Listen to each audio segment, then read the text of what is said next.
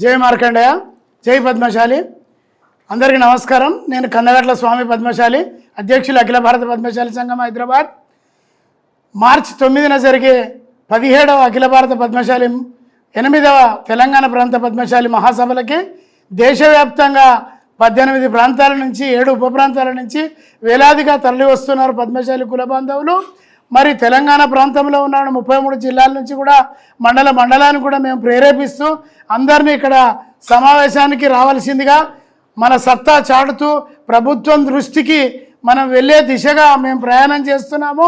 మరి మనకు రావాల్సిన మన వాటా మనమెంతో మనకంతా ఈ దిశగా మేము ప్రయాణం చేస్తున్నాము. మీరందరూ కుటుంబాల వారీగా ప్రతి వ్యక్తి కూడా మార్చి 9న మీరు ఎగ్జిబిషన్ గ్రౌండ్లోనే కనిపించాలని మీ అందరికీ మనవి చేస్తూ జై మార్కండేయ. జై మార్కండేయ, జై పద్మశాలి. నా పేరు కమర్తం మురళి. నేను తెలంగాణ ప్రాంత పద్మశాలి సంఘం రాష్ట్ర అధ్యక్షుడిని.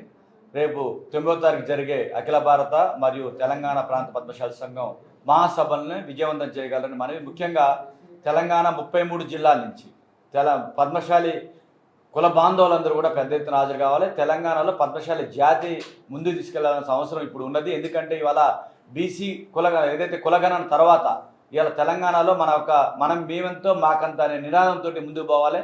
ఈరోజు ప్రభుత్వం కూడా మరి చేనేత కార్మికులకి నేతన్నులకి పెద్దపీట వేస్తుంది. ఇవన్నీ సాధించుకోవాలంటే ఇప్పుడు థ్రిఫ్ట్ ఫండ్ కానీ, రుణమాఫీ కానీ, అదేవిధంగా సిరిసిల్లాలో ఉన్న సమస్యలు పవర్ సబ్సిడీ కానీ, పవర్కి సంబంధించిన 25 HP సమస్యలన్నీ కూడా తీరాలంటే ముఖ్యమంత్రి రేవంత్ రెడ్డి గారు వస్తున్నారు, మంత్రులందరూ హాజరవుతున్నారు, పద్మశాలి ప్రజాప్రతినిధులందరూ కూడా హాజరవుతున్నారు. కాబట్టి మీరందరూ కూడా పెద్ద ఎత్తున హాజరై మొత్తం నేతన్న కుటుంబాలన్నీ కూడా కదిలి రావాలి. నాంపల్లి గ్రౌండ్లో మరి ఉదయం 10 గంటలకల్లా చేరుకోవాలి.